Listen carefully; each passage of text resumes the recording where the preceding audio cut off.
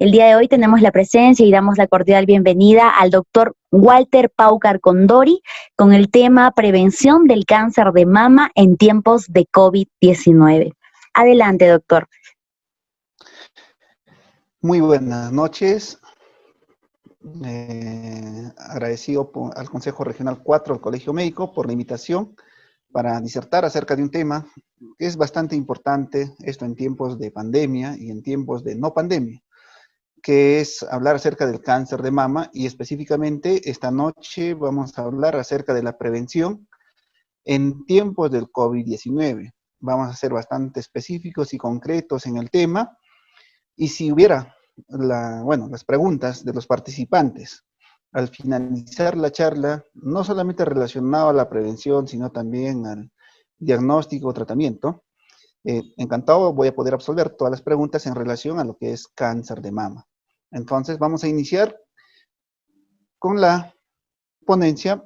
Vamos a compartir nuestra presentación. Entonces vamos a empezar.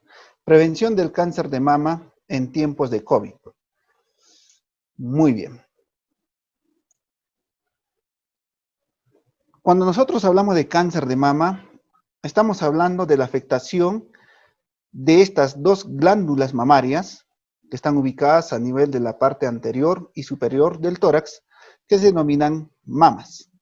Mama derecha, mama izquierda. Entonces tenemos un órgano par que se puede ver afectado por células de origen neoplásico, en este caso, malignas, y al ser descubiertas, diagnosticadas, vamos a denominarlas como cáncer de mama.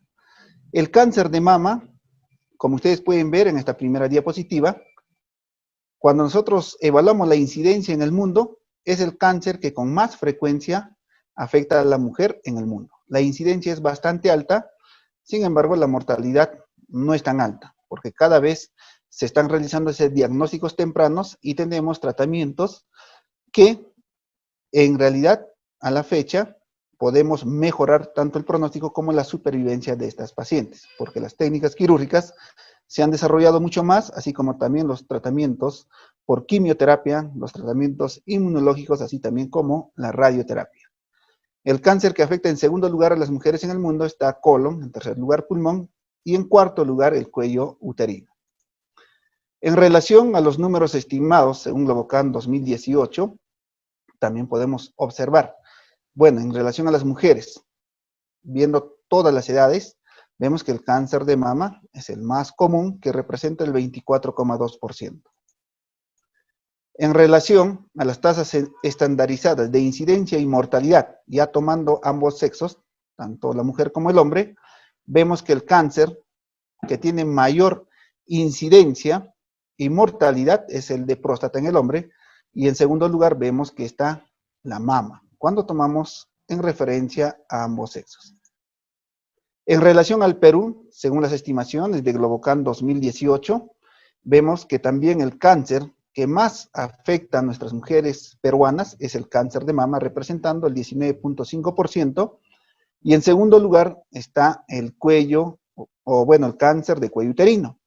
En nuestra región, nosotros podemos saber, ¿no?, que el primer lugar lo ocupa el cáncer de cuello uterino en incidencia, así también como en mortalidad. En relación a la mortalidad, ¿qué cáncer es el que mata más a nuestras mujeres acá en el Perú? En primer lugar está el cáncer de estómago y en segundo lugar está el cáncer de mama, como ya lo habíamos mencionado. La mortalidad es más baja en cáncer de mama en comparación a cáncer de estómago. ¿Cuál es nuestra realidad? Según las estimaciones de Globocan 2018, en ese año se han diagnosticado aproximadamente 6.985 casos nuevos. Eso quiere decir más de 19 casos diarios. Y en relación a la mortalidad, el año 2018, según Globocan, el cáncer de mama ha generado 1.858 muertes. O sea, 1.858 mujeres peruanas han muerto el año 2018 a causa del cáncer de mama. Esto quiere decir aproximadamente 5 muertes diarias por cáncer de mama. Quiere decir, en lo que va del día, hoy viernes 14 de agosto, habrán fallecido ya entre 3 a 4 mujeres a causa de esta enfermedad, a causa del cáncer de mama. Llegada la medianoche se habrá completado esta cifra estadística de 5 mujeres muertas a causa de esta enfermedad. En relación a la pandemia que vivimos, a la pandemia que lo genera el virus del SARS-CoV-2, que genera la enfermedad del COVID-19, sabemos muy bien que ha sido identificada, descrita por primera vez en Wuhan, en la provincia de Hubei, China, en diciembre del año pasado, y que a la fecha prácticamente ha afectado a todos los países en el mundo. Todos ya han reportado sus casos, y sabemos muy bien que dentro de la familia de los coronavirus, ya el año 2002 se describió la primera epidemia por el virus del SARS, ¿no? Donde se ha descrito que estas son una zoonosis, al igual que el MERS del 2012, y la actual pandemia que nosotros estamos viviendo, que es del COVID-19, que es originada por el SARS-CoV-2. Entonces, cuando hablamos nosotros de una zoonosis, ¿no? Según las teorías todavía, porque esto no está completamente definido, aparentemente esto se ha dado por la infestación del murciélago, o sea, por el consumo del murciélago, la cual infestó a otros mamíferos, como en este caso, por ejemplo, del SARS, que es a través de un gato salvaje que tienen ahí, que es la civeta, del MERS en el año 2012, que utilizó como un huésped intermediario al camello, y en la actual pandemia que vivimos, ¿no? Utilizó a otro mamífero, este virus, que es el pangolín, y de esta forma, por el consumo o la infestación de estos mamíferos, se ha dado el primer caso cero allá por Hubei, y a la fecha tenemos pues estas cifras que más de 20 millones de casos, más de 759,000 muertes a causa de esta pandemia, y prácticamente está afectando a 185 países. La tasa de letalidad en comparación a los otros coronavirus que le han antecedido al actual, al SARS-CoV-2, en realidad es menor, aproximadamente de 4%. Pero está mucho más difundida porque la transmisibilidad es mucho mayor que estas dos anteriores. ¿Por qué se le denomina coronavirus? Porque a la vista en la microscopía electrónica tiene aparentemente estas coronas, como ustedes lo ven acá, que son prácticamente sus proteínas de superficie, que da la apariencia de una corona, de ahí nace su nombre de coronavirus. La transmisión, ya lo sabemos, esto es bastante trillado este tema, ¿no? Se da a través de las gotitas que se producen al hablar, al estornudar, al toser, y cuando llega un huésped susceptible, el virus va a ingresar por las vías respiratorias y se va a darse el proceso de la infección, dando así el origen a la enfermedad del COVID-19. También las otras formas de transmisión se dan a través del contacto directo con superficies contaminadas, entre otras, y de acuerdo a esto se dan todas las recomendaciones sanitarias para evitar la transmisibilidad del virus. Sabemos muy bien también que un grupo bastante alto de personas que van a infectarse por el virus van a ser asintomáticos hasta en un 30%. Aquellas personas que también van a ser síntomas leves y moderados representan otro grupo importante que es el 55%. Fíjense, un 85% entre personas asintomáticas y aquellas que hacen síntomas leves y moderados. Solo un 10% hará síntomas severos y un 5% hará síntomas críticos, y serán aquellas personas que van a llegar a necesitar de una hospitalización en las unidades de cuidados intensivos, y prácticamente el 50% de los que ingresan a estas unidades posiblemente no vayan a sobrevivir.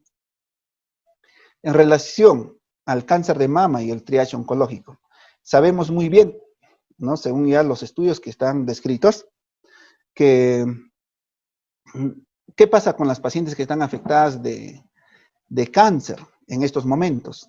O aquellas que todavía no se han identificado su problema cancerígeno. ¿Qué problemas trae esto de la pandemia? Nosotros ya vemos el día a día en los hospitales, por ejemplo en el hospital Ramiro Prialé de Salud acá en Huancayo, veo pues con mucho pesar que, bueno, yo hago consultas todos los días, que son las consultas de atención inmediata, que los llaman los CAI, pero tenemos una baja afluencia de pacientes, hasta máximo 3 a 4 pacientes por día. O sea, ¿qué pasó con estas pacientes que antes de la pandemia, que eran en números de 20 a 25 diarios? ¿Qué pasó con ellas? Con muchas de ellas me comunico, porque muchas de las pacientes que acudían a consulta eran de otras provincias, venían de la Selva Central, de Huánuco, Cerro de Pasco. y actualmente por el tema de la cuarentena muchas no pueden acudir.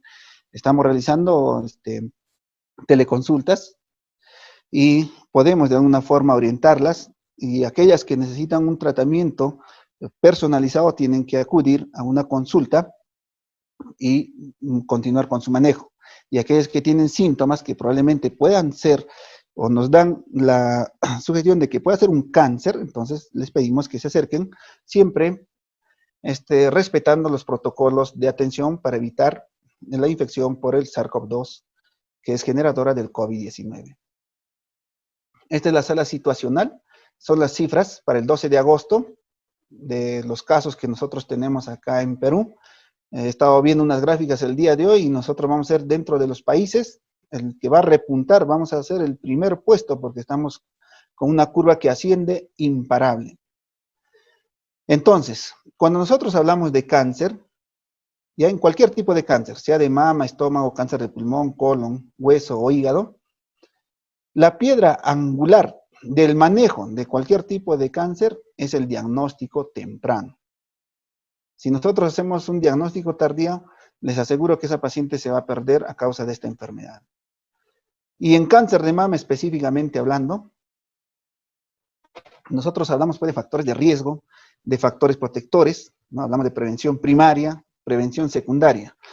Pero, como quien dice, yendo al grano, el examen por excelencia para hacer nosotros manejo del cáncer de mama, para hacer prevención, específicamente prevención secundaria, es la mamografía. Y en esta diapositiva nosotros podemos observar dos exámenes mamográficos, ¿no? En las incidencias cráneo-caudal, o sea, de arriba hacia abajo, y las incidencias medio oblicuo lateral, donde podemos ver nosotros al músculo, que eso nos hace identificar que esta es una incidencia medio oblicuo lateral. Entonces, en cáncer de mama, la recomendación, como ya muchas sociedades lo han referido, es que toda mujer en estado asintomático después de los 40 años tiene que realizarse su mamografía de forma anual, o algunas sociedades refieren de forma bienal, o sea, cada 2 años, hasta los 69 años de edad. Esto en los programas de tamizaje de cáncer de mama. La mamografía es muy importante.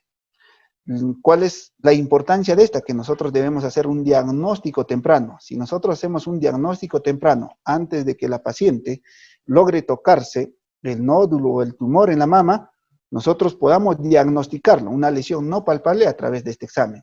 Una buena práctica clínica, pero que no es un examen de tamizaje, es que la paciente también deba realizarse una ecografía de mama. Algo que uno debe recordar es que el cáncer de mama cada vez va teniendo rostro de mujer joven. Antes, cuando yo estaba pues en la universidad, siempre decíamos que la edad es un factor de riesgo, y hasta ahora la edad sigue siendo un factor de riesgo para cáncer de mama, porque el gran grupo de mujeres afectadas por esta enfermedad tienen mayor a 40 años, pero eso no quiere decir que no hay mujeres de menos de 40 años, porque hemos tenido muchas pacientes ya de 25, 30, 35 años que tienen cáncer de mama, y encima los cánceres de mama de mal pronóstico, aquellos triple negativo. En relación a las recomendaciones de cáncer de mama en épocas de pandemia, vamos a ver un primer escenario.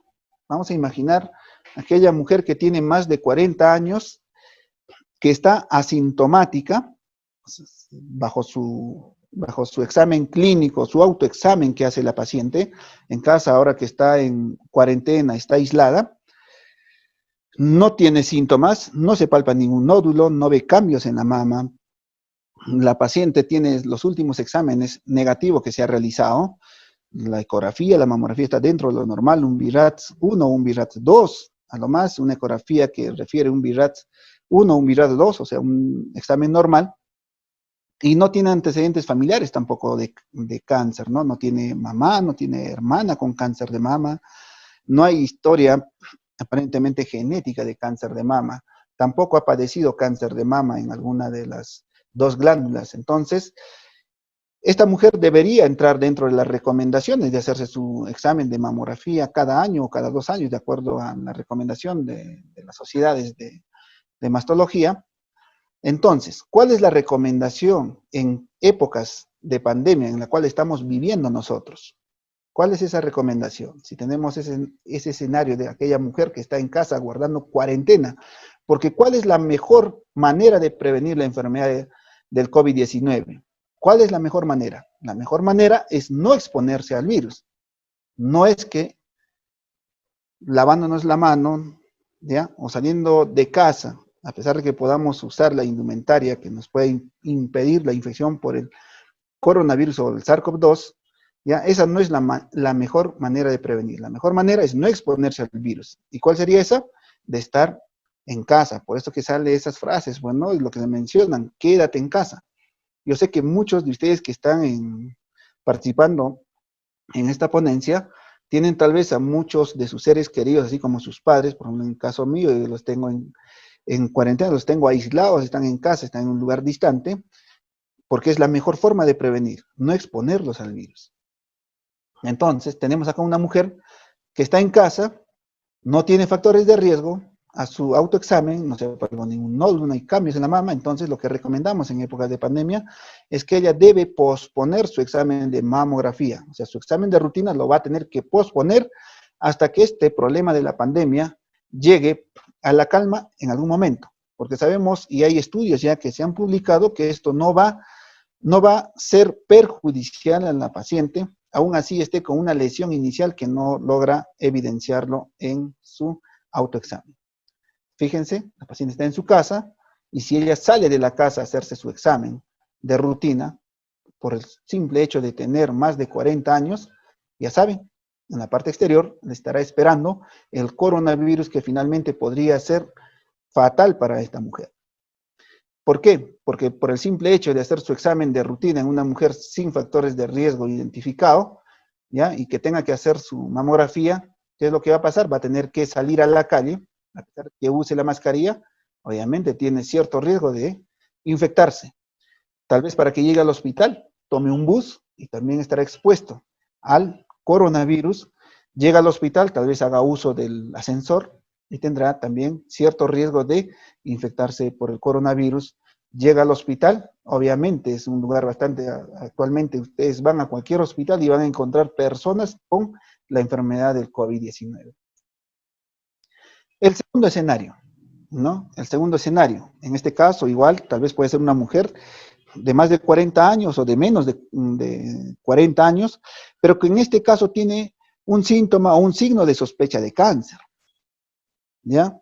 Se realizó su autoexamen y se tocó una masita en la mama, un nódulo en la mama, que es la forma de presentación más común del cáncer de mama. Entonces, estamos en época de pandemia, ya le han recomendado que no debe salir de casa, ¿ya? Porque si sale de casa, ya los coronavirus ya pues están fuera, porque ahorita la enfermedad está en la comunidad, ya no sabes quién está con el COVID-19 en estas fechas. Entonces, la mujer se descubrió el nódulo a nivel de la mama derecha, esto le causa preocupación y ya le han dado la recomendación de no salir de casa, porque es la mejor forma de prevenir esta enfermedad del COVID-19, ¿ya? Entonces, la recomendación actual ante estos casos, lo primero es realizar una consulta vía virtual. Puede ser una teleconsulta o podemos usar cualquier medio de la red social, porque a través del WhatsApp, del Facebook, podemos hacer una videollamada y fácilmente podemos nosotros con la paciente tener una consulta en la cual nos manifestará sus hallazgos, sus molestias, tal vez dolor, tal vez no habrá dolor, y de acuerdo a la valoración que nosotros podemos hacer por vía virtual, le pediremos a la paciente, si es que hay una alta sospecha de cáncer, que lleve una consulta de manera personal en algún establecimiento de salud. Yo el día de hoy les voy a presentar de cómo nosotros tenemos protocolizado la atención de nuestros pacientes en la Clínica Revalidati, que es el lugar donde laboro. Fíjense, llevamos nosotros ya la teleconsulta, hay una alta sospecha de que esta paciente podría tener un cáncer de mama, entonces la citamos, coordinamos la cita, la paciente acude al centro, en este caso a la Clínica Revalidati, y dentro del protocolo que tiene la Clínica Revalidati, fíjense, la paciente llega, pero nosotros tenemos acá instalado, ¿ya? Instalado el área del lavado de manos, conjuntamente con su jaboncito. Entonces, lo primero que va a hacer la paciente, ya debe cumplir todo el protocolo de protección para evitar así la infección por el SARS-CoV-2. Hace su lavado, mínimo de tiempo 20 segundos con jabón, luego pasa, ¿no?, donde va a tener que desinfectar sus zapatillas con lejía, le toman la temperatura, pasa a admisión, donde todo el personal se encuentra muy protegida, y las caretas que dentro de los estudios que ya están publicados, ¿no?, ofrecen mayor protección. Después pasa a la consulta, como ustedes lo pueden observar, y después de la anamnesis, de la historia clínica, pasamos al examen clínico, donde nosotros tenemos que examinar la mama, y dentro de las recomendaciones actuales, según por ejemplo la Sociedad Española de Medicina Oncológica, prefieren el uso del guante, porque en el examen clínico de la mama realmente deberíamos realizarlo solamente con la mama, pero estamos en época de pandemia, no sabemos, cualquiera puede tener la enfermedad en estos momentos. Entonces, hacemos el examen con los guantes, todo lo que ya sabemos del examen clínico de mamas, y después se recomendará realizar algunos estudios. Y por excelencia, ¿cuál es el estudio? El examen de la mamografía, como hacemos acá una mamografía digital en la clínica Rebagliati, tanto en la incidencia cráneo-caudal como en las incidencias medio-oblicuo lateral. También el personal de radiología tiene que estar protegido, porque puede ser que el personal, o así como la paciente, puede estar con la enfermedad, y tiene que cumplirse todos los protocolos para realizar el examen de tamizaje. Nosotros realizamos examen de tamizaje en caso de mamografía cuando nosotros tenemos una paciente asintomática. Pero en este caso la paciente ha tenido que acudir a la clínica porque ha presentado un nódulo en la mama, entonces, y esta es una mamografía de diagnóstico. Se realiza la mamografía y esta evaluación de la mamografía lo realizamos siempre en coordinación con nuestro radiólogo, donde nosotros, al tener la imagen digital, podemos hacer una mejor evaluación. Esto es muy importante porque debemos hacer una correlación entre la clínica, los estudios de imagen y la histología para un adecuado tratamiento. Muy bien, como les iba mencionando, en este caso tenemos acá el estudio de tamizaje por excelencia, que es la mamografía. Tenemos acá la mamografía de la mama derecha en una incidencia cráneo-caudal, donde podemos observar nosotros la vasculatura con presencia de calcificaciones benignas, no hay presencia de masas, no hay presencia de quistes, no hay asimetrías, no hay signos que nos haga sospechar de un cáncer de mama. Podemos ampliar, podemos nosotros desplazarnos, fíjense, para poder caracterizar alguna lesión sospechosa que nos pueda ser visible. Fíjense acá, tenemos una calcificación benigna. Muy bien. Entonces, es muy importante siempre valorar. El clínico tiene que valorar la mamografía. Yo sé que nuestros colegas, los radiólogos, valoran la mamografía, nos dan el informe, pero no está de más. Y encima es una muy buena práctica clínica que el cirujano, el mastólogo, tenga que valorar muy bien la mama.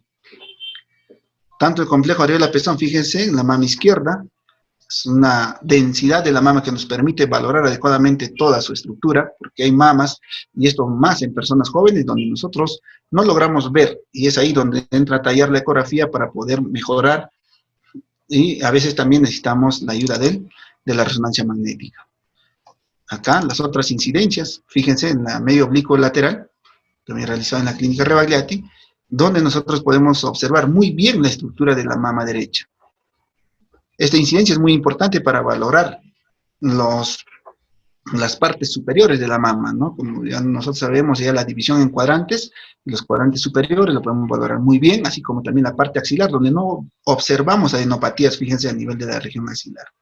Entonces, esto es una mamografía digital, normal, ya de tamizaje de una paciente que ha sido evaluada en la clínica Rebagliati.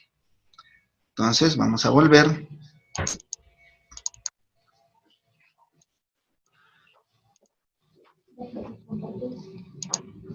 Muy bien. Vamos a volver. ¿Dónde nos hemos quedado? Acá. Muy bien. Entonces, el segundo examen, si nosotros tenemos una mama densa, tal vez una mujer muy joven y hay sospecha de cáncer de mama, el examen complementario por excelencia, y en el cual muchas veces, ya dentro de nuestra formación, nos han recomendado, no solamente nos quedemos pidiendo una mamografía, una buena práctica es solicitarle también una ecografía. ¿Y el motivo por qué? Porque hay muchos estudios que refieren, si bien es cierto, la mamografía nos puede diagnosticar lesiones muy pequeñitas, de 5 milímetros, 6, 7, 8 milímetros, que no es palpable, pero tiene limitaciones. El diagnóstico puede realizar hasta un 87, 80, 85, 87%. O sea que hay un 13% de lesiones que no son diagnosticadas. Y es ahí donde la ecografía nos puede echar la mano. Por eso que una buena práctica clínica es solicitar la mamografía conjuntamente con su ecografía. Y si contamos con unos equipos de alta resolución, como en este caso, por un bolso donde se ve bastante claro, como dicen, hasta un ciego puede ver la estructura de la mama. Entonces, aunando estos dos exámenes de apoyo para el diagnóstico, nosotros podemos hacer un buen manejo de pacientes que tienen cáncer de mama y podemos hacer un diagnóstico temprano. Y de esa manera mejoramos el pronóstico, así como la supervivencia de nuestras pacientes que padecen esta enfermedad. Les voy a mostrar un estudio ecográfico que realicé hace poco de una paciente con cáncer de mama. Vamos a compartir. Acá. Y acá tenemos, fíjense también, este es con el equipo, con el Bolson que ustedes acaban de ver. Y acá está. Muy bien, fíjense, ¿ve? Es el estudio también realizado en la clínica Revalliati, donde observamos nosotros el nivel de la mama derecha. Fíjense, esta imagen hipoecogénica de bordes irregulares, macrolobulado, con una estructura interna heterogénea. Esto es típico de un cáncer de mama. Si nosotros vemos esto en ecografía, ¿ya? Esto es muy sugestivo del cáncer de mama. Y muchas veces nos echamos de la mano de la función Doppler. Fíjense acá, este tumor es bastante vascularizado. Este no es típico en un cáncer de mama. En un cáncer de mama usualmente solamente vemos un vaso que llega a alimentar al tumor. En cambio, en este tumor vemos que la estructura tiene bastante vasculatura. Y es muy típico en otros tipos de cánceres también que tengan una neovascularización, como en este caso. Muy probablemente este es un triple negativo. Ahorita está en un estudio de la biopsia para el análisis por inmunohistoquímica. Ahora vamos a estudiar la parte de la axila. Fíjense, a nivel axilar se encontraba esta adenopatía, ¿no? Un ganglio incrementado en tamaño, en volumen. No tenía bordes regulares, fíjense. Está todo deformado. No podemos reconocer nosotros el ilio. Entonces, la ecografía también juega un rol muy importante a la hora de valorar ciertos nódulos, ciertas masas en la mama. Y cuando hablamos de factores de riesgo, pues, a nosotros nos dicen que el principal factor de riesgo para cáncer de mama, ¿cuál es? Bueno, no estamos en una clase, pero el principal factor de riesgo es solamente la condición de ser mujer.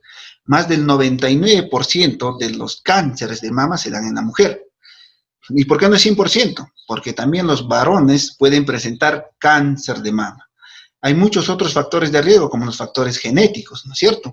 A nosotros siempre nos han hablado que la gran mayoría de las mujeres no tienen factores de riesgo aparentemente genéticos. ¿Qué quiere decir? Que la gran mayoría no tiene antecedentes de cáncer en la abuelita, ni en la mamá, ni en la hermana, ni en la tía, y se presentó de nuevo.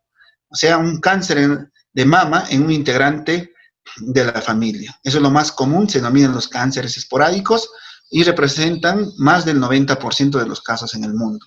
Fíjense acá, esta adenopatía tiene bastante vascularización, al igual que el tumor en la mama. Entonces, un ecógrafo de buena resolución, bueno, acá esta es una grabación casera con mi celular, y podemos evidenciar, fíjate, la abundante vascularización que tiene este ganglio a nivel de la axila. Entonces, el saber valorar adecuadamente con la mamografía, con la ecografía y un buen médico, vamos a tener un adecuado manejo de esta paciente con cáncer de mama. Yo digo, dentro de los factores de riesgo también de cáncer de mama se debería colocar un profesional no formado adecuadamente. Porque he tenido muchas pacientes que me han llegado ya al tercer, cuarto mes de haberse localizado a través en la mama un nódulo, porque llegaron al profesional no adecuado, quien le ha brindado una mala recomendación o lo ha dirigido a algún lugar donde no se realizó el diagnóstico, simple y llanamente demoró, y eso tiene impacto en el pronóstico, así como en la supervivencia. Vamos a continuar. Continuamos. Perfecto. Y luego de haber evidenciado esa masa a nivel de la mama y también este ganglio, entonces pasamos a hacer el diagnóstico a través de la histología, y para eso tenemos que nosotros tomar una biopsia de ese tumor, para lo cual nosotros nos valemos de la pistola del Trucut. Hacemos una incisión mínima de 3 milímetros previa infiltración con el anestésico, ubicamos muy bien el tumor, hacemos 5 disparos y eso lo mandamos en formol basferado a nuestros amigos los patólogos, quienes en unos 4 a 5 días nos darán el resultado. Posterior a eso, pasará un estudio de inmunistoquímica y valoraremos si esa masa correspondía a una patología maligna, o sea, un cáncer, o una patología benigna. Entonces, en estos tiempos de COVID es muy importante que la población reconozca qué signos son sugestivos de cáncer de mama, qué síntomas puede presentar. Si una mujer presenta una masa y esa masa le duele, lo más probable es que no sea un cáncer de mama, porque la gran mayoría de los cánceres de mama, por no decir todas, se presentan sin dolor. Hay una masa sin dolor, de bordes irregulares, duro, poco móvil, esas son las características. Pero nosotros no debemos esperar a que la paciente haga el diagnóstico. Nosotros, bajo la promoción, la educación, la recomendación que podemos brindar a los pacientes, a nuestros familiares, los que deben hacer sus exámenes de rutina. Pero en tiempos de COVID, ya hemos mencionado, aquellos que no tienen mucho factor de riesgo, hay que posponer todavía la mamografía. Pero aquellas que tienen riesgo, sospecha alta de que sea un cáncer de mama, tiene que ir al hospital, tiene que ir a una clínica para que el médico lo evalúe de forma personal, ¿ya? Y descartar si es o no un cáncer de mama. Y siempre, ¿ya? Respetando todos los protocolos para evitar la infección. Ahora vamos a conocer algunos signos de cáncer de mama. Realmente esta ponencia lo había hecho para la población en general y hoy día recién me comentaron que era para una población cerrada y generalmente médicos. ¿Cuáles son los signos cardinales de cáncer de mama? Fíjense, esta es una mama normal, el complejo areola-pezón, fíjense, está conservado, la piel está conservada, los bordes son uniformes, así es una mama normal. Lo que yo les he presentado acá es toda la casuística, los estudios que realizamos nosotros acá en la clínica, y también lo que les presento acá en las imágenes son casos de mis pacientes de todos los años. Yo tengo más de 15 años como médico, y toda la experiencia lo he ido registrando como... Bueno, siempre les digo, hasta tiempo me falta para poder publicarlos. Ya tenemos varias publicaciones, pero hay muchos casos que vemos a diario. Esta es otra mama normal, todo está conservado, no hay ningún problema, pero fíjense, acá tenemos la presentación de una mama deformada con la presentación de un tumor sólido que ha deformado ya la mama. Esta es la forma de presentación más común del cáncer de mama. En una vista lateral podemos observar, fíjense, los bordes ya no son uniformes como en el lado izquierdo, acá ya se ha distorsionado, hay cambio de coloración a nivel de la piel, ¿no? Este es un signo tardío de cáncer de mama y es lo que no queremos ver. Fíjense acá, otra de mis pacientes que viene por presentar un tumor en el cuadrante superexterno, fíjense el borde cómo ha cambiado, es un tumor de casi 8 centímetros de diámetro, ya indurado, poco móvil, no doloroso, por eso que la paciente estaba tranquila con su tumor, se le hizo la biopsia y correspondía a un cáncer de mama. Otro caso de cáncer de mama con presentación de una masa, que es la forma de presentación más común, signos tardíos de cáncer de mama. Nosotros no debemos tener estos casos, pero es nuestra realidad y es lo que continuamos viendo el día a día en nuestras pacientes y en los hospitales. Otro caso de un cáncer de mama, pero en este caso correspondió a un sarcoma de mama, que también es un tumor maligno bastante raro de mama. Fíjense, en una vista lateral, cómo ha deformado, ¿no? Ha demorado mucho la paciente en llegar al profesional correspondiente, al lugar correspondiente para que inicie su tratamiento. En cuanto a la retracción del pezón, es un signo tardío también de cáncer de mama. Fíjense, acá el pezoncito, que está a nivel de la areola, pero fíjense, esta está deprimida. retracción del pezón. Es un signo tardío del cáncer de mama. De igual forma acá, podemos ver la retracción del pezón, otro caso. Fíjense acá, comparativo acá en la clínica Revaliati, vemos en el lado derecho está proyectado adecuadamente el pezón, sin embargo, el del lado izquierdo está deprimido. Una retracción espontánea del pezón, muy sugestivo de cáncer de mama.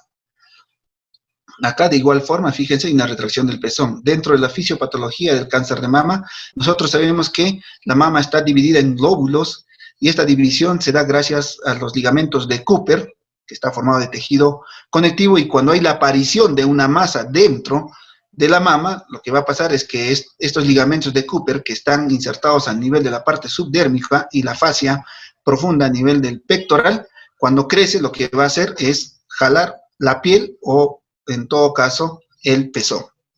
Entonces, la retracción del pezón, como ustedes pueden observar, es muy típica de un cáncer de mama avanzado. La retracción de piel, de igual forma, tiene la fisiopatología bastante común con la retracción del pezón. Fíjense acá, está retraída la piel. Fíjense acá, también está retraída la piel. Este es un caso de una paciente que nosotros teníamos que hacer todavía esta maniobra de traccionar la mama para poder evidenciar esta retracción cutánea. Esto fue cuando estuve de fellow en el Hospital Nacional Edgardo Revaliati Martins, en Lima. Entonces es una retracción inducida. Acá tenemos otra retracción, signo tardío, acá también fíjense, una retracción de piel, ¿no? Bastante escondida. Si no hacemos una buena inspección, a veces no nos vamos a dar cuenta, ¿ya? Pero realmente cuando tú valoras desde el punto de vista de la anamnesis, la parte clínica, el examen clínico, encima le haces la ecografía, encima puedes valorar muy bien una mamografía, no se te va a escapar ningún cáncer de mama, ninguno. Pero si no valoras o no sabes hacer una ecografía, no sabes hacer lectura de una mamografía, no sabes hacer adecuadamente un examen clínico, entonces muchas pacientes van a pasar con cáncer de mama, ¿no? Como dicen, van a pasar por tus narices, ni cuenta te has dado, y la paciente una falsa tranquilidad y devolverá después de meses cuando la enfermedad haya avanzado y hemos perdido la oportunidad de hacer un tratamiento tal vez quirúrgico definitivo, y después por el simple hecho de no haber realizado el diagnóstico temprano, la paciente va a llegar a hacer quimioterapia, inmunoterapia, radioterapia, en todas las terapias, como dicen, ¿no? Fíjense, esta paciente que tiene acá una retracción cutánea, además todavía se acompañaba de una lesión a nivel de la parte preesternal, y también le hicimos la biopsia y correspondía a un cáncer de piel. La úlcera, fíjense, esta es nuestra realidad. Estos son casos, estos no son de libros, estos son los casos diarios que vemos. Esa es la forma como llegan las pacientes, así con estas lesiones ulceradas, poco dolorosas, ya que correspondieron a cáncer de mama. Cáncer de mama. Las lesiones pigmentadas también, fíjense, este correspondió a un melanoma. Así es que no hay que dejar pasar este tipo de lesiones cuando nosotros lo observamos también a nivel de la glándula mamaria. Esto correspondió a un melanoma. Otro caso de melanoma que tuvimos, secreción por el pezón, todo se tiene que valorar con una secreción lechosa. En este caso correspondió a un tumor de hipófisis, a un prolactinoma, había una secreción lechosa bilateral. No es una paciente lactante por si acaso. Fíjense acá, no es una paciente lactante. ¿Sí? Entonces hay que valorar todos los tipos de secreciones, ¿no? Una secreción amarillenta, fíjense acá, que correspondió a una mastitis. Acá, fíjense acá, hay una secreción clara, en cristal de roca se dice, y hay una lesión descamativa a nivel del complejo areola-pezón. Esto correspondió a un cáncer de mama en estadio clínico 2B con la enfermedad de Paget a nivel del complejo areola-pezón. Fíjense, en la parte subyacente, obviamente no lo ven, había un tumor, se biopsió y correspondía a un carcinoma ductal infiltrante. Y esta se hizo una biopsia en cuña y correspondió también a un carcinoma in situ del complejo areola-pezón. Acá tenemos también, fíjense, una secreción sanguinolenta. En los estudios de imágenes se pudo encontrar un tumor sólido a nivel de los conductos galactóforos y correspondió a un papiloma intraductal. Y su sintomatología clásica, un signo clásico que nos va a dar este tumor benigno es la secreción sanguinolenta. Obviamente que también los cánceres pueden generar este tipo de secreción. La piel de naranja, fíjense, parece una piel de un tangelo, ¿lo ven? Estos casos, cuando ya hay compromiso de la piel por parte de las células neoplásicas, dan, fíjense, este tipo de, este aspecto de la mama, ¿no? Donde hay retracción, cambios de coloración a nivel de la piel, ¿no? Parece una piel de naranja, también un típico signo de cáncer de mama. Todos son casos que he tratado acá en la clínica y también algunos casos en el hospital Ramiro Prialé, y pueden ver ustedes, ¿no? Parece una naranja, ¿no es cierto? Muy parecido, entonces signo tardío de cáncer de mama. El enrojecimiento, igual, este caso recuerdo que fue un cáncer inflamatorio de mama. No toda mama roja es una mastitis. A esta paciente le estaban dando 14 días de tratamiento pensando que era una mastitis, pero sin embargo correspondió a un cáncer inflamatorio, es un cáncer bastante agresivo. La simetría de las mamas, obviamente el hecho de tener una mama más grande que la otra también es sospechoso. En este caso tenía también unas mamas supernumerarias, fíjense acá, son casos que nosotros hemos visto en la clínica Revalliati, acá está cubierta mi nombre, ¿ya? Que también la paciente en este caso, fuera de tener estas asimetrías y estas anomalías congénitas de las mamas supernumerarias, tenía un cáncer de mama. Acá de igual forma, una mama de mayor volumen en comparación a la mama izquierda. De igual forma acá había una masa que hacía que sea más grande que la mama izquierda, también de igual forma, como ustedes lo pueden observar, ¿ya? Correspondió a un cáncer de mama. Esto también, algo mucho más grosero.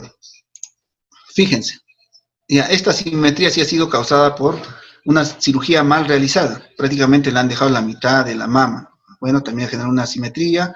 Ha sido necesario realizar todavía otra cirugía en ese caso, otra asimetría mamaria. Venas en la piel.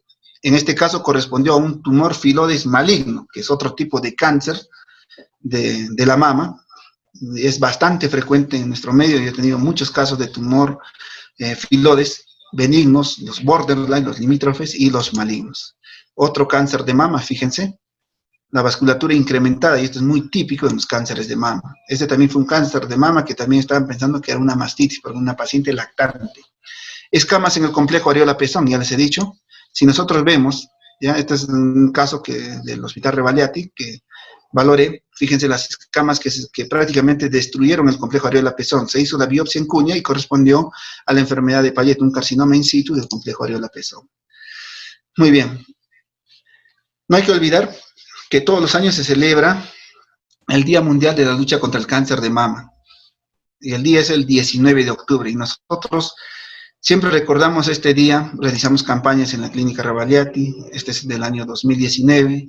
Seguro que este año será algo diferente, pero todos estamos comprometidos en que la salud de la mujer, tanto en estos problemas cancerígenos, así como en los problemas del embarazo, así como en los problemas reproductivos, nosotros venimos manejándolo con bastante responsabilidad, con bastante aplicación del conocimiento para restablecer la salud de las mujeres en nuestra región.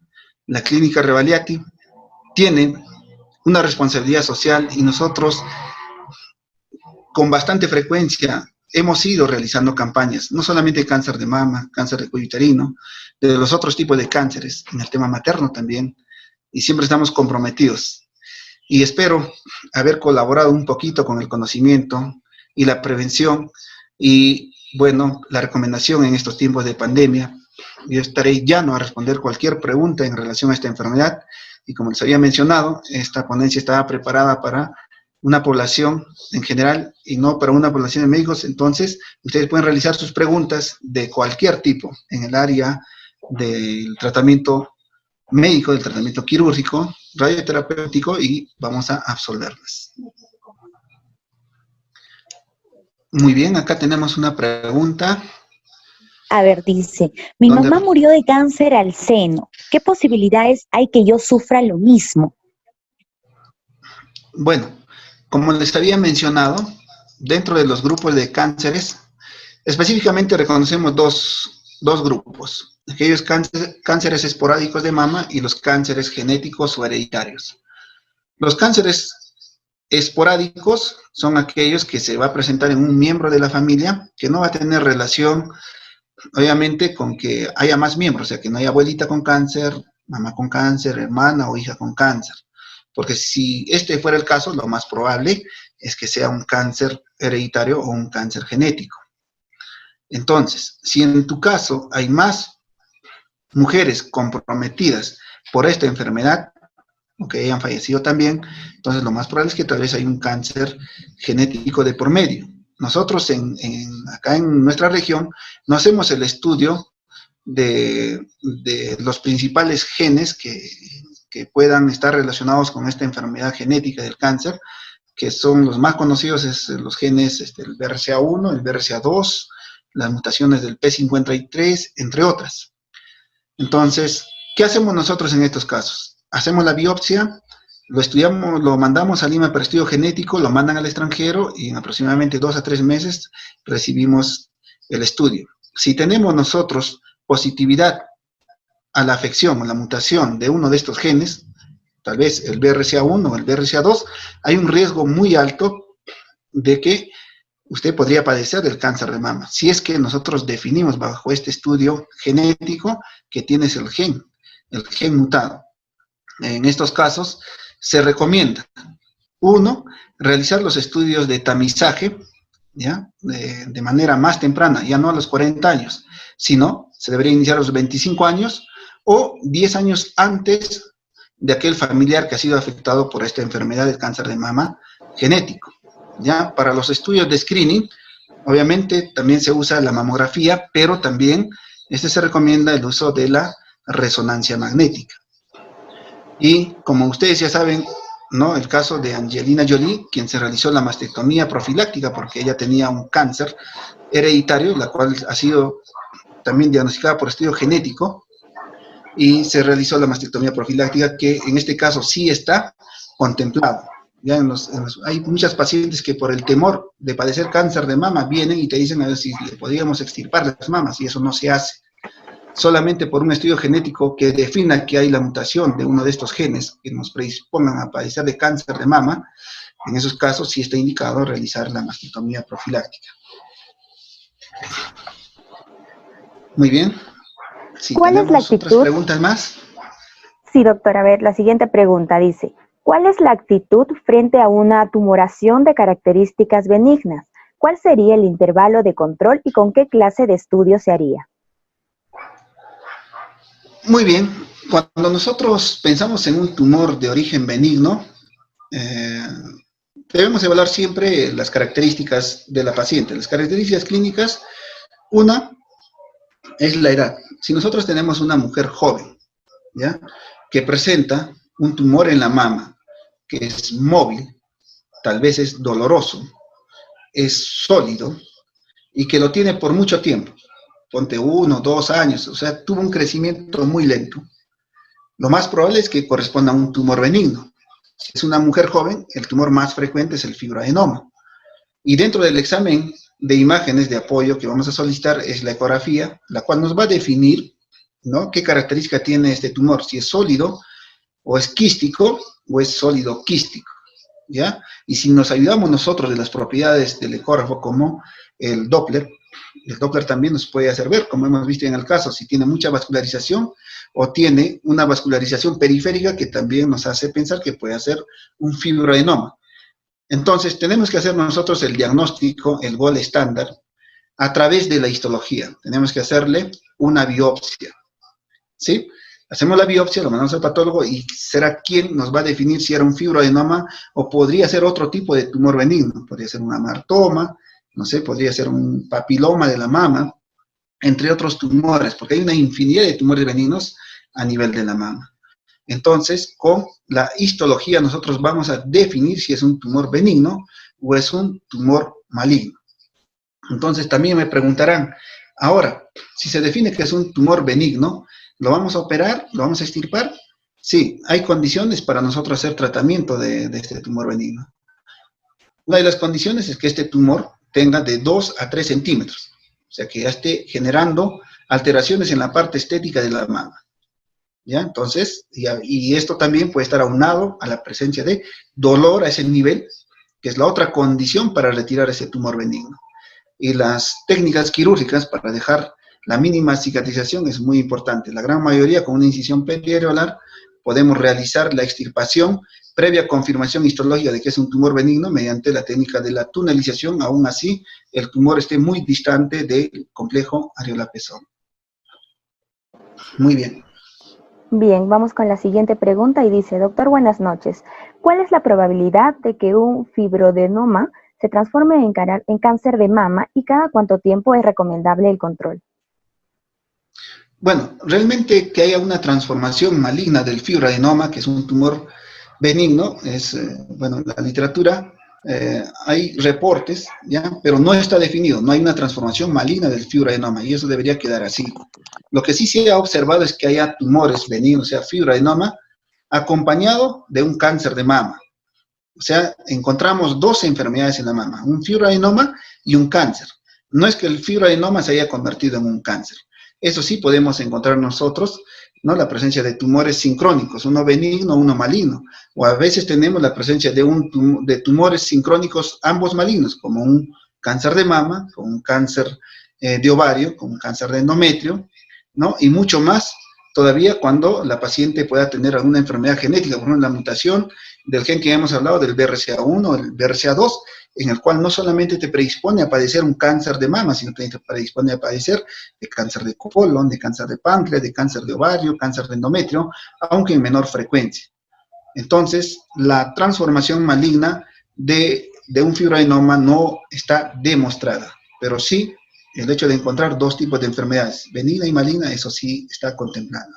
Ok, vamos con la siguiente pregunta y dice, doctor, ¿qué tan frecuente es el cáncer de seno recurrente en la región y en el Perú? No te he escuchado bien, por favor, si me puede volver a repetir la pregunta.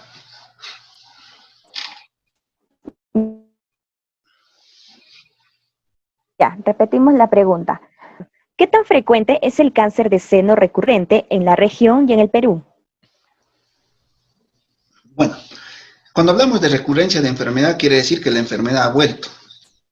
Y a veces pasa por todavía realizar un mal diagnóstico, porque nosotros hablamos también de dos términos que nos hablan de que el cáncer de mama, si bien es cierto, podría presentarse solamente por un nódulo en una región de la mama, o puede haber dos zonas de afección o tres zonas de afección en la misma mama, de manera sincrónica. O sea, la misma enfermedad, y eso se le llama la multifocalidad o la multicentricidad de la lesión, dependiendo qué distancia guardan entre estas lesiones. Entonces, nosotros podemos definir adecuadamente esto mediante los estudios de imágenes. Y esto la mamografía nos ayuda bastante. Pero cuando hay cierta duda con la mamografía, una recomendación es que solicitemos una resonancia magnética de mama, en la cual vamos a definir todos los focos cancerígenos que puedan estar presentes en la misma mama. Y de esta forma, cuando realicemos nosotros el tratamiento quirúrgico o el tratamiento de quimioterapia, tal vez neoadyuvante, donde tenemos que marcarlo previamente, no dejemos una lesión del cual después nuevamente va a aflorar el cáncer de mama, por haber dejado tal vez un foco cancerígeno y nuevamente empieza. Ahora, cuando hablamos de recurrencia, obviamente ese término hace referencia a que después de haber sido tratado el cáncer en la mama derecha, ya puede haber vuelto la misma enfermedad. Esto lo podemos observar nosotros en aquellas mujeres que se hacen tratamientos quirúrgicos de cirugía de conservación, donde extirpamos el foco primario aparentemente, hacemos el tratamiento con radioterapia y después de cierto tiempo vuelve la enfermedad. Realmente es bastante bajo observar en nuestra región. Yo, bueno, he visto solamente 2 casos, ya, pero analizando estos casos vi que han dejado focos, ya, de focos cancerígenos por no haber hecho una buena evaluación. Solamente se valieron de la mamografía para determinar el lugar donde hicieron la incisión en una cirugía de conservación. Pero cuando uno vuelve a revisar los estudios de imágenes, había más focos, había una multicentricidad de la enfermedad y se dejó enfermedad y nuevamente volvió. En los 2 casos prácticamente fueron similares. A mi mamá le detectaron fibroadenomas y quiero saber qué tan malo es eso en una mujer de 60 años. Bueno, no es raro, o sea, si le han hecho el diagnóstico, para decir que es un fibroadenoma, tengo que hacerle biopsia, ¿ya? Y en la biopsia, con una muy buena muestra que se envía al patólogo y nos define que es un fibroadenoma, entonces, debe ser un fibroadenoma. Pero si yo tengo sospecha clínica, ¿ya? Por el examen clínico, por el estudio de imágenes, la mamografía, la ecografía, y tengo una sospecha alta de que era un cáncer, le hice una biopsia y me sale fibroadenoma, hay que tener la duda, ¿ya? ¿Cuál sería el segundo paso? Extirpar completamente el tumor. ¿Por qué? Porque es muy importante, y yo le digo, si estuviera acá, si bien es cierto, la gran mayoría de los cánceres de mama se manifiestan por un tumor, pero este tumor no es homogéneo en toda su estructura. ¿Qué quiere decir eso? Podríamos tener en una parte una lesión cancerígena, en otra parte puede haber una lesión proliferativa de la mama, y en otra parte puede haber solamente tejido tal vez graso. Entonces, cuando hacemos la biopsia que nosotros tomamos con la aguja no representa realmente lo que tiene todo el tumor. No lo representa. Es posible que tal vez el aguja con el cual hemos realizado la biopsia no pase por la zona cancerígena. Por lo tanto, tendremos un resultado negativo. Entonces, ante la discordancia entre la evaluación clínica, entre la evaluación de imágenes y el resultado de patología, se debe realizar, y más todavía en una paciente de 60 años, la extirpación completa del tumor para enviarlo al patólogo y le realice todos los cortes necesarios y definamos exactamente la naturaleza de ese tumor. Entonces, así vamos a estar seguros si es un tumor benigno. La otra práctica clínica adecuada es que esa primera biopsia se mande a revisión por otro patólogo o se haga más estudios. A veces nos solicitan nuestros amigos los patólogos realizarle estudios de inmunohistoquímica u otro tipo de estudios para definir exactamente la naturaleza del tumor. Pero no nos hay que confiar de ese diagnóstico en una mujer de 60 años.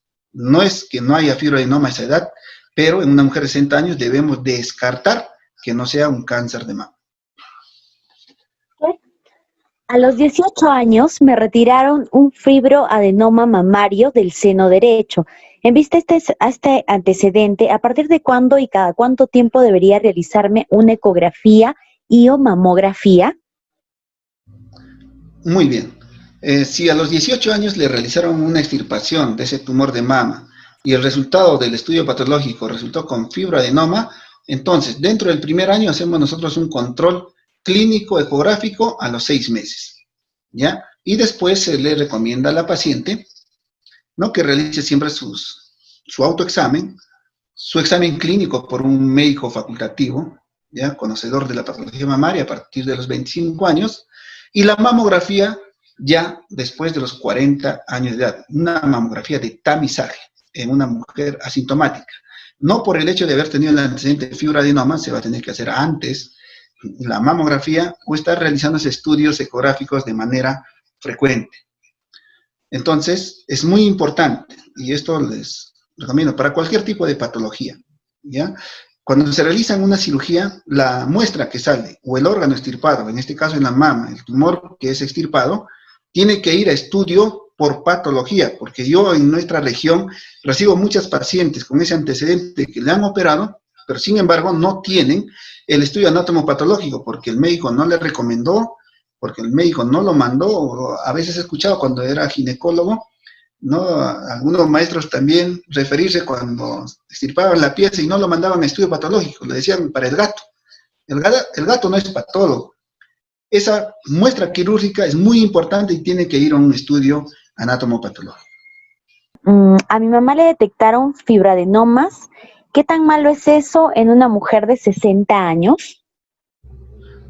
Bueno, como ya lo había mencionado, no es que no haya fibroadenomas a los 60 años, ¿ya? Pero en una mujer de 60 años que tiene una masa en la mama, para decir fibroadenoma, mínimo tuve que hacerle una biopsia, ¿ya? Pero si yo tengo sospecha por la evaluación clínica, tal vez por los antecedentes familiares, que tuvo una abuelita, la hija o la nieta con cáncer, tengo una sospecha clínica y encima tal vez le hice la ecografía y encontré ese tumor vascularizado y la mamografía tal vez me refirieron que era un BIRATS 4 o un BIRATS 5 y después el patólogo me dice que es fibroadenoma, yo debo tener mi duda, ¿ya?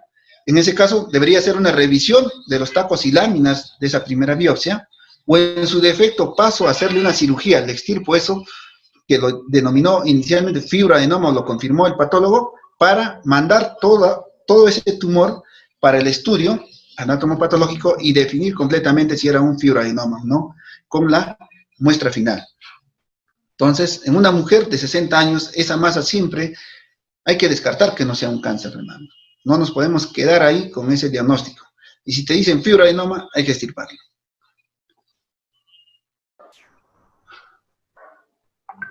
Bien, ¿cuánto es el tiempo de vida en una paciente con cáncer de mama? Realmente la supervivencia depende mucho de la hora del diagnóstico, y es justamente por eso que hoy día nos hemos reunido, ¿no? En cuanto a la prevención, ¿cuál es la piedra angular del manejo de todo tipo de cáncer? En este caso, cáncer de mama, es realizar un diagnóstico temprano. Y el examen por excelencia en este caso es la mamografía. ¿Cuál es el objetivo? De encontrar esas lesiones cancerígenas antes de que los deditos de la paciente lo encuentren o nuestros deditos de nosotros lo encuentren. La mujer, en su autoexamen, detecta un tumor que mide aproximadamente entre 3 a 4 centímetros. El médico facultativo, siendo así experto palpando tantas mamas, lo descubre con 1 o 2 centímetros. Pero la mamografía llega a detectar estas lesiones que nosotros ni la paciente lo puede tocar, con 5, 6, 7 milímetros de tamaño. Cuanto más pequeño es la lesión, usualmente solamente está en la mama. Todavía no ha viajado a través de los vasos linfáticos, estas células cancerígenas, a la axila. Entonces, si solamente está localizado en el lugar donde ha nacido, nosotros podemos hacer una cirugía de conservación y podemos extirpar completamente ese tumor. Después lo mandamos al patólogo, le hacemos el estudio por inmunohistoquímica.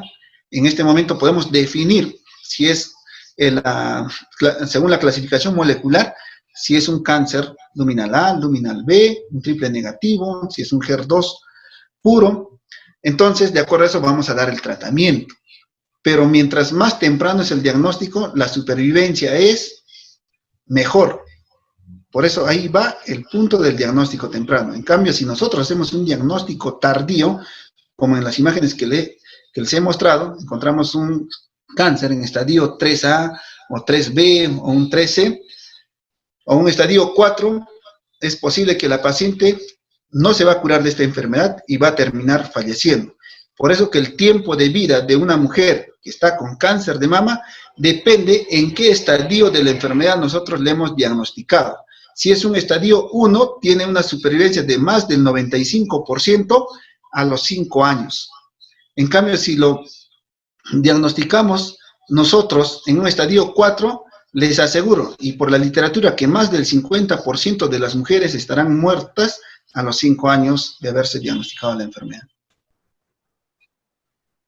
Paciente mujer de 35 años sin antecedentes de importancia, con controles de ecográficos anuales sin alteraciones, sale embarazada y al segundo mes del parto le detectan un cáncer de mama.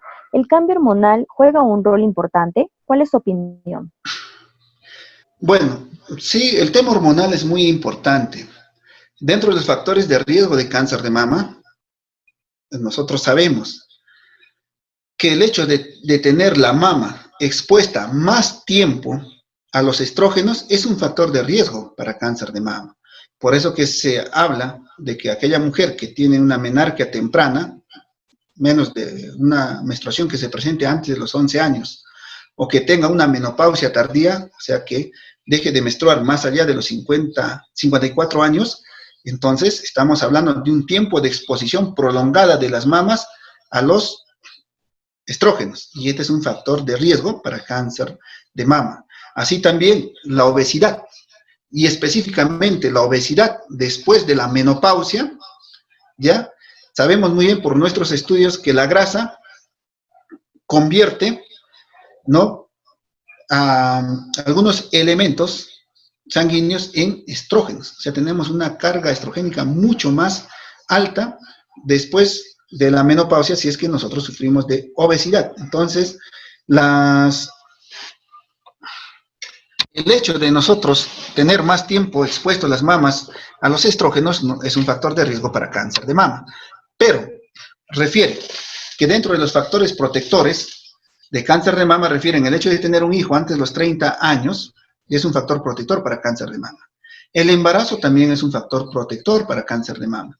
Pero en este caso en específico refieren que a la mujer le han diagnosticado cáncer de mama durante el embarazo. Entonces, el cambio hormonal, obviamente en este momento no va a ser tan importante, porque para que se le haya diagnosticado en el segundo mes, acá refiere en el segundo mes del parto, es donde se le diagnostica. Obviamente la carga hormonal que ha generado el embarazo no ha hecho de que la enfermedad tenga un peor pronóstico, ni tampoco un buen pronóstico. Es indistinto, y eso los estudios ya lo refieren así.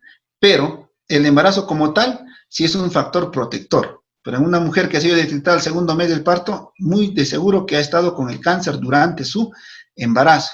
Y eso no ha generado un mal pronóstico, ni tampoco hizo que mejore el pronóstico de su cáncer, que ya lo tenía de por sí durante el embarazo.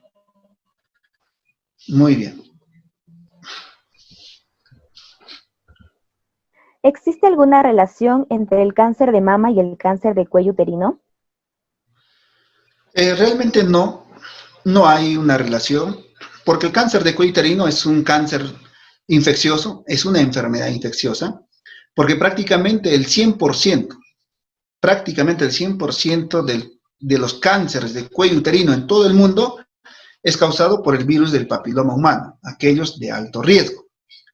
En el caso del cáncer de mama, no está reconocido un factor de riesgo identificable que genere el cáncer de mama. No es un virus el que genera un cáncer de mama, sino una mutación somática que se va a darse a nivel de la glándula mamaria, del cual se va a darse un crecimiento exponencial de estas células neoplásicas que han mutado en una célula somática y van a generar posteriormente la presencia de un tumor.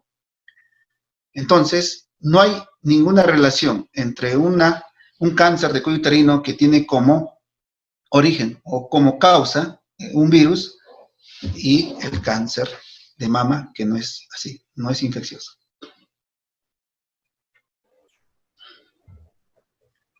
¿Qué alimentos no es recomendable para consumir en pacientes con quimioterapia? Bueno, de forma general, en aquellos pacientes que están con quimioterapia, vemos que la parte del sistema inmunitario está deprimido por el hecho de estar recibiendo estos quimioterápicos. Hay muchos pacientes que no lo toleran, ¿ya? Pero dentro de las recomendaciones que se da, primero es que todos los alimentos deberían consumirse cocidos, porque si vemos que la quimioterapia afecta a nuestro sistema inmunitario, lo deprime, nuestros soldados están ahí, agachas, están deprimidas, su función no es adecuada, entonces no le podemos exponer nosotros a ciertos agentes patógenos. Por lo tanto, todo alimento que debe consumir un paciente en quimioterapia debe ser cocido, ¿sí? También se recomienda que no consuman la leche, ¿ya? Porque no lo toleran adecuadamente. Porque también las células gastrointestinales son muy sensibles a la quimioterapia. Ustedes han visto que nuestros pacientes con cáncer de mama, aquellas que llevan los primeros ciclos, aquellas que dicen de la quimio roja, ¿no? Que es más conocida así por nuestras pacientes, son las que peor les cae, ¿no? Les hace decaer el día de la quimioterapia.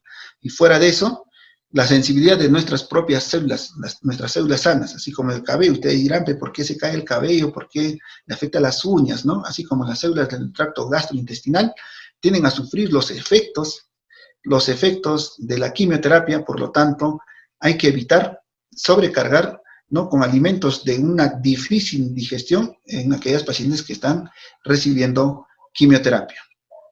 Y la recomendación es evitar la leche y evitar los alimentos que no estén cocidos. Esas serían todas las preguntas, doctor.